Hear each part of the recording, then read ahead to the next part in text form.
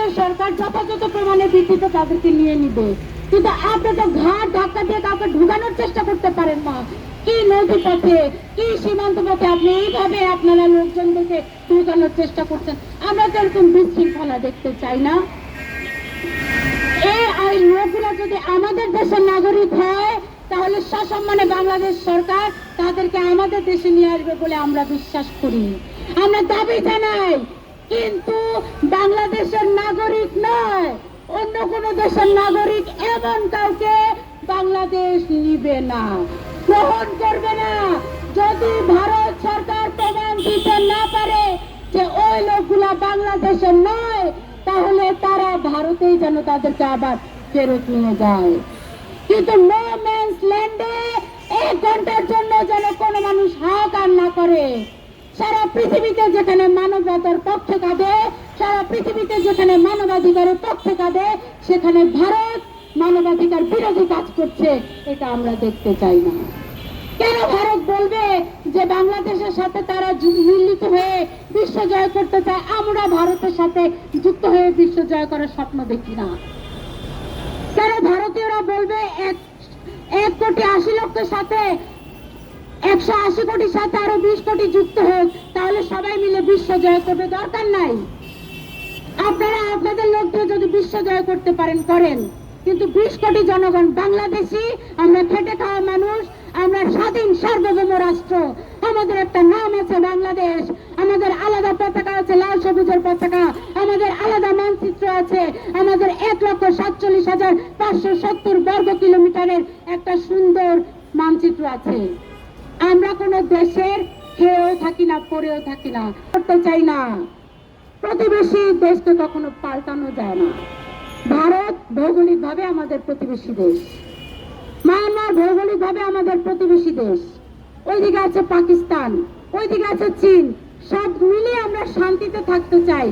আপনাদের দালালি করব কিংবা আপনাদের মশাইবি করব কিংবা আপনাদের বিরোধিতা করব, এমনটা বাংলাদেশে কোনো নাগরিকের পক্ষ থেকে আমরা জানতে চাই না, শুনতেও চাই না।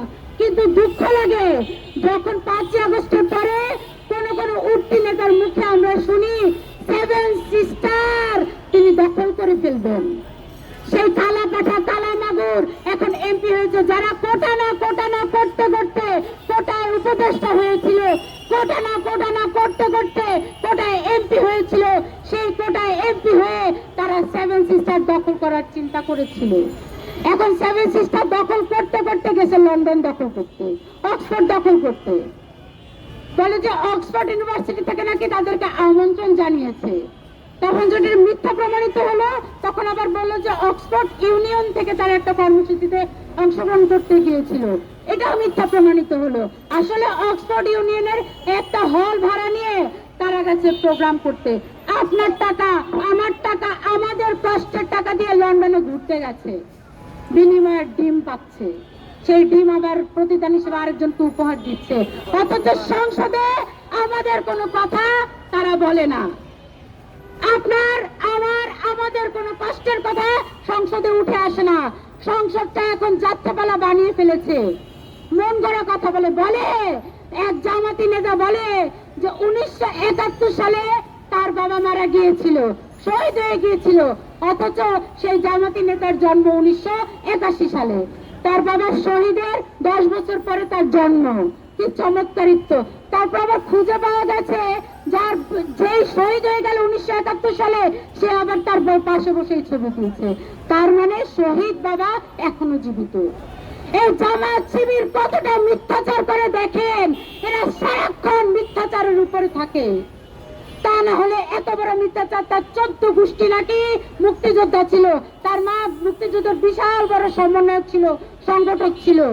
শহীদ বাবা এখনো তার পাশে বসে মুড়ি খায়। আমরা এই দেশ বিরোধী, এই স্বাধীনতা বিরোধী এই জামাত শিবিরের শাস্তি চাই। আমরা শাস্তি তাদের চাই, তারা দিল্লি না ঢাকা, দিল্লি না ঢাকা বলে এই দেশকে অন্য দেশের বিরোধী পক্ষ বানিয়েছে। দিল্লি না ঢাকা বলতে বলতে কেন গেছেন চেন্নাইতে? আপনার লোকজন কেন চেন্নাইতে গেছে চিকিৎসা নিচ্ছে, সেটা আমরা জানতে চাই। সুযোগ পেলে সবার আগে লেজ গুটিয়ে আপনারাই যাবেন কেন? সমন্বয়ক মেহেদীকে আমরা দেখিনি ক্রিপ্টোকারেন্সি লক্ষ লক্ষ টাকা নিয়ে মেহেদী, যে মেহেদী বলেছিল পুলিশকে তারাই মেরেছে, সেই মেহেদী ভারত দিয়ে পালিয়ে যেতে চেয়েছিল।